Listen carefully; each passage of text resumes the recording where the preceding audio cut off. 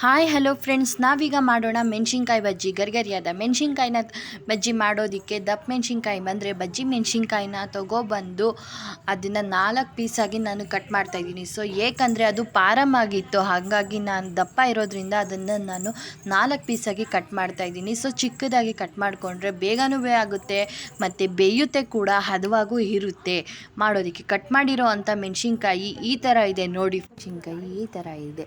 So ಈಗ ನಾನು ಬಟ್ಲಿನಲ್ಲಿ ಕಡಲೆ ಹಸಿಟ್ಟು, ಸ್ವಲ್ಪ ಅದಕ್ಕೆ 1 ಟೇಬಲ್ ಸ್ಪೂನಷ್ಟು ಅಕ್ಕಿ ಹಿಟ್ಟು, ಜೀರಿಗೆ ಪೌಡರ್ ಫ್ಲೇವರಿಗೆ ಚೆನ್ನಾಗಿರುತ್ತೆ ಅಂತ ಹಾಕ್ತಾಯಿದ್ದೀನಿ.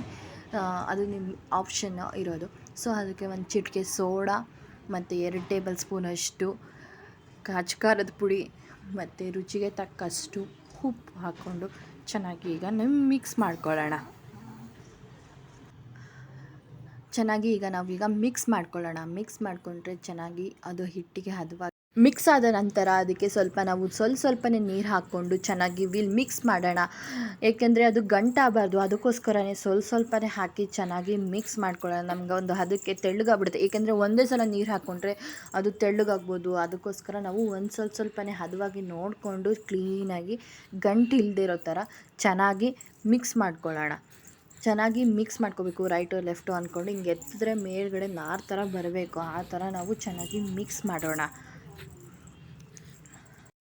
ಚೆನ್ನಾಗಿ ಈ ಥರ ಮಿಕ್ಸ್ ಮಾಡ್ಕೊಂಡಾದಮೇಲೆ ನಾನು ಈ ಕಡೆ ಎಣ್ಣೆನ ಕಾಯೋದಕ್ಕೆ ಇಟ್ಟಿದ್ದೆ ಆಲ್ರೆಡಿ.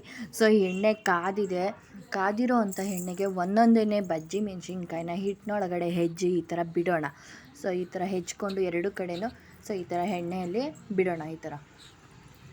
ಸೊ ಕಾದಿದೆ, ನಾವು ಎಷ್ಟು ಬೇಕಾದರೂ ಹಾಕ್ಕೋಬೋದು. ಚಿಕ್ಕದ್ರಾಗ ಹಾಕ್ಕೊಂಡಿರೋದ್ರಿಂದ ಸೊ ಬೇಗನೂ ಬೇಯುತ್ತೆ, ಕಟ್ ಮಾಡ್ಕೊಂಡು ಹಾಕ್ಕೊಂಡಿರೋದ್ರಿಂದ ಸೊ ಬೇಗನೂ ಬೇಯುತ್ತೆ, ಚೆನ್ನಾಗಿ ಹದನೂ ಆಗುತ್ತೆ. ಸೊ ಈ ಕಡೆ 2 ಸೈಡೂ ಕ್ಲೀನಾಗಿ ಬೇಯಿಸ್ಕೊಳ್ಳೋಣ. 2 ಸೈಡು ಚೆನ್ನಾಗಿ ಬೆಂದಿರಬೇಕು.